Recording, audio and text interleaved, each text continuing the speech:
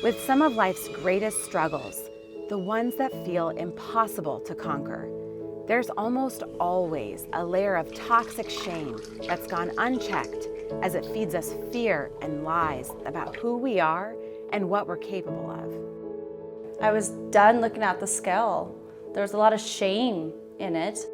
I just really was like, there's no need. We know I'm obese. Why deal with it? Today, Francie can say she's lost 140 pounds, and she's now helping others conquer obesity too. But her successful journey to better health had less to do with food and exercise, and so much more to do with uncovering a lifetime of trauma and shame. First off, how I came about into this world. My parents were not married, and one was a pastor and the other was a prominent figure in the church who was married, and the two had an affair and produced me. That, let alone, was a lot of shame growing up. Just the dynamics of my family. There was a lot of anger. My sister passed away 2 years after, and I was told the reason why God allowed that to happen was because of my mom's affair. And so I felt that I was a negative in this world, not a positive. To Francie, inadequacy and unworthiness felt like the truth of who she was. And she carried those feelings into adulthood, eventually unfazed and unconcerned about her health as her weight approached 300 pounds. When a friend of mine looked at me and said, "Are you worried about your health?" I looked at her and I was like, no. Even though I was sick, even though I was in and out of the hospital, pre-diabetic, autoimmune disorder, bone pain, joint pain, migraines, I didn't want to go out. I paid people to take my kids to do stuff. I was raising kids and alone, and I was on autopilot. Some looking in from the outside would call it laziness or letting yourself go. But the truth is, her weight was her protection, an unconscious effort to numb the layers of pain already there and protect her from more trauma. I became numb. I have learned that you can become so afraid that you cross a barrier of fear and become numb. Despite her inability to feel for herself, something shifted. With her health suffering, Francie knew if she wanted to be around for her boys, she had to make a change. But as she set out to conquer obesity, she came to a roadblock. If you cannot come to terms with your past, you cannot propel yourself into a successful future. What happened to me was I had lost about 70-some pounds, started plateauing. I was like, oh gosh, I'm gonna fail at this. People are watching me. I'm gonna fail at this. I can't figure out why I can't go past this part. We often get stuck when our minds and our hearts are on totally different pages. Francie's mind wanted to lose weight, but her heart, it was still protecting her. I woke up in the middle of the night to a voice, and for me, I believe it was God, saying, "You believe I love everybody else, but you don't believe I love you. But I'm going to show you I do." And so he brought me to the scripture, and it says, "You will love the Lord God with all your heart, mind, and soul. Love your neighbor as yourself." And God started showing me, it goes God, me, and then other people. And in the church, it's taught God, other people, yourself. From that point on, I started reading about other people's journey to self-love. And then all of a sudden, I started having terrible nightmares. Like the kind that you wake up screaming, where you wake up like crying, and you wake up just sweat rolling down your brow. My bed is soaked from sweat. One of them was, I was about 8 or 9 years old in my bedroom, and there was somebody laying on top of me, and he was holding me down. And then in this dream, when he was done doing his thing, he looked at me with just like hatred, and he took his fist and he pounded over and over and over into my stomach. And I was just laying there. It was nerve-wracking to look at this girl in this dream thinking, why isn't she fighting back? Why isn't she crying? And all of my dreams were about a girl having violent sexual trauma. It was just complete craziness. With the help of her pastor's wife and a professional counselor, Francie realized her nightmares were actually suppressed memories from her childhood. I was, of course, diagnosed with post-traumatic stress disorder, anxiety, depression, anger, all this stuff. And I really believe that pedophiles kind of know. They prey on the weak. I don't know why the equation equaled me, but it did. From everything Francie and her counselor have pieced together, they estimate the abuse started when she was only 3 years old, and that she was a victim to more than a dozen abusers throughout her childhood. But it was one relative in particular who was the main offender, and their relationship created even more shame for Francie. When I was about 12, I had started my period, and as my counselor explained, some abusers, that is not a turn on to them. Your innocence of a childhood is the turn on to them. For me and this main person, that's when he no longer was attracted to me. The problem was, and my counselor explained this to me, and it's very, very common, and I want you to understand the reason why I really want to talk about this is to bring up this shame that's out there about this, is this person had been my attacker on a regular basis. That, again, I moved past the fear into numbness. And so my mind learned a coping skill of accepting him, and I had formed a love for him. And then the day that he decided he no longer wanted me was complete rejection.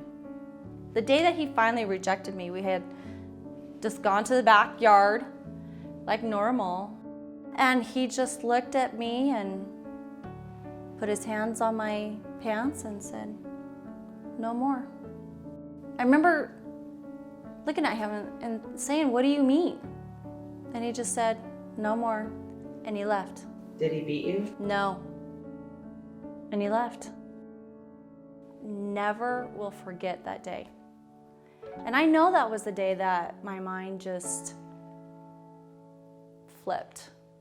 I transitioned into a person that lived so afraid that you become numb to dangerous living.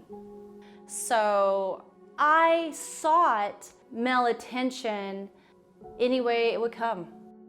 And then, as I got older and started dating, it was nothing for me to give of myself to them. It just was normal. And you hear all the time, "Why didn't you tell anybody?"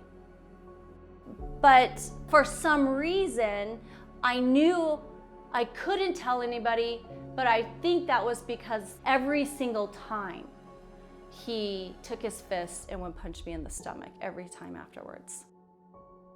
When Francie looks back at photos as a tiny little girl, She can noticeably see how her smile changed after the abuse started. It's just one tiny sign of the nightmare she was living. As I'm going through these memories and more memories are developing, I became aware that there was some adults in my life that knew abuse was happening and didn't protect me. There was one memory where my mother was allowing this lady, adult lady, and then she had a daughter, to babysit me. And her daughter had actually been the one abusing me. The mom walked in, looked at me, freaked out on me, and then told my mom I was doing that to her daughter. And my mom never once asked me if I was okay. Never once said, "Can you explain your side of the story?" I came home. I remember that car ride very well. It was quiet. I came home and my mother took me to the back room and took out her leather belt and she beat me. When she was done with the beatings, I remember at some point during the day watching all the kids on the block playing, but I remember watching them thinking, I wish I was them. Why am I in this situation? The extremely religious setting Francie was brought up in only made her feel more judged by God and more unworthy of love. I think my mind started thinking, because of what was going on in my childhood, there was this breach between God and I. And, I was raised that if there's sin in your life, God stepped back. And my mom would every night bow at her bed and pray for people to have good, healthy lives. And here her daughter is tormented.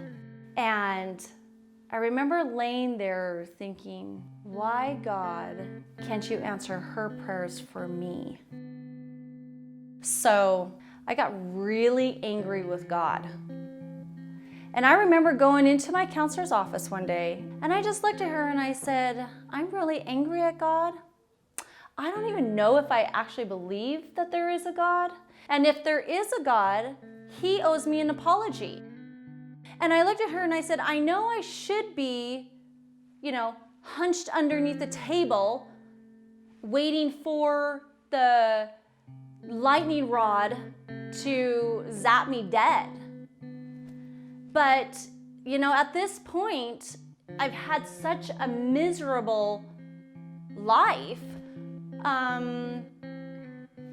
Okay.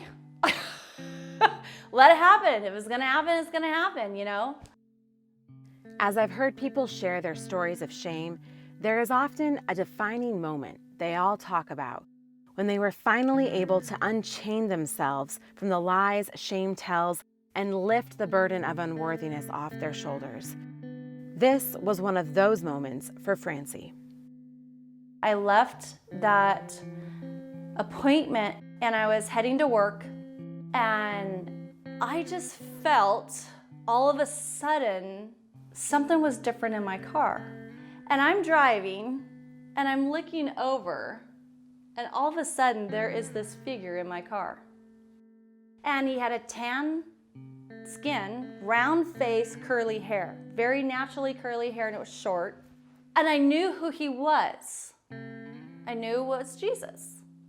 I'm looking at him and we're starting to communicate in our mind.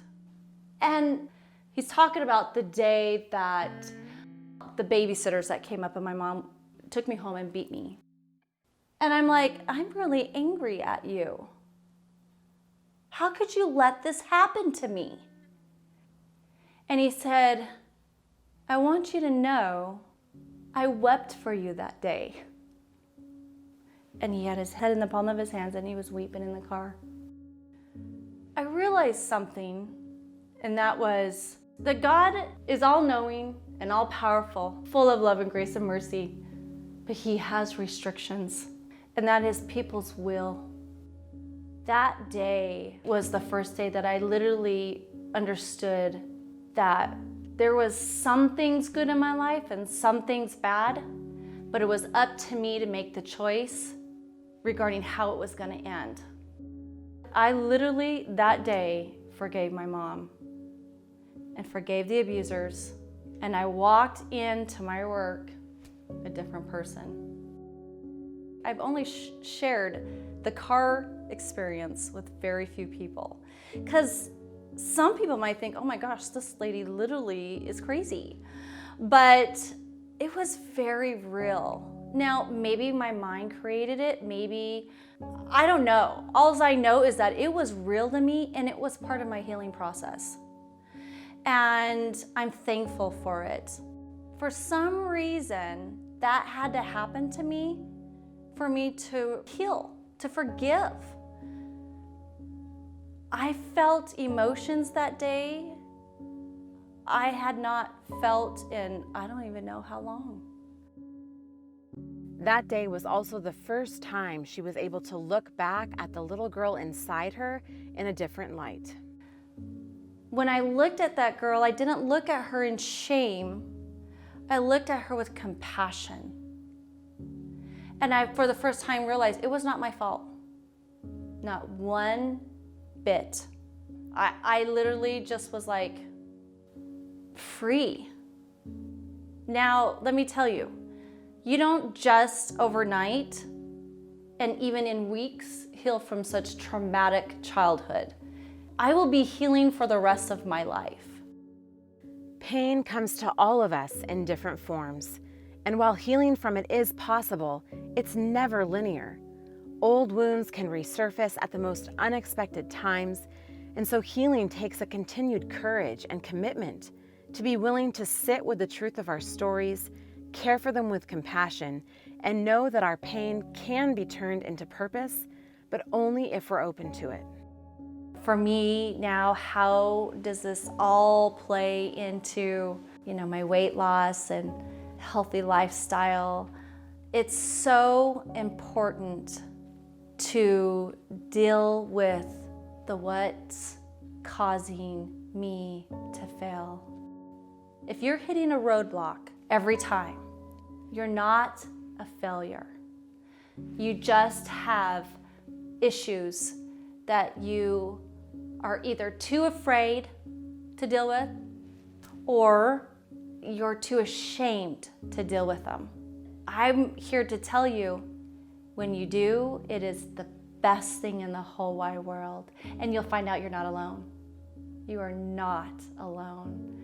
The few that I have shared my story to, they have literally sat at tables and wept and said, I thought I was alone in this. I was too afraid to share my story. I hear this in every story of shame I share. You are not alone, and it's one of the greatest gifts a human can ever give or receive.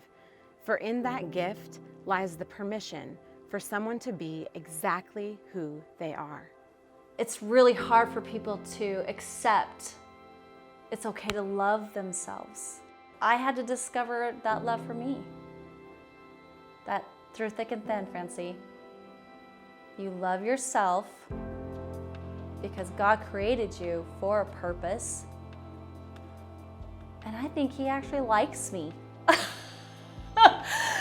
Really, I really do. I think He actually likes me, and to have that revelation is just crazy. But through this whole process, a confidence within myself has developed that I've never had. And I know that my past is my past, it's at rest, but it doesn't determine my future. Today, Francie has transformed her pain into purpose, forming a health and fitness program called Battle Ready. People can request to meet with me, consult with me. It helps when you have a community. It helps when you have people who've been through it, people who are going through it, to encourage and inspire each other. And I really firmly believe that in this weight loss world, that we're missing the mark for successful lifelong change by not dealing with the whole person. And so let's work out the full person, not just the weight. Those are just numbers. That's just appearance. Let's deal with inside. Of course, always refer to a professional counselor, but I'll be their friend. And it's so fulfilling because I know it's my purpose, it's my calling, but this is what it's all about. Isaiah 61:3, beauty for ashes. I mean, you can take anything in your childhood, in your history, and once you allow the healing process to happen, I am telling you, you will see beauty in ashes. I see beauty everywhere I go. And through all of this has become a confidence that I can tackle the world, I can tackle problems, I can even tackle myself, and I can help other people tackle themselves too.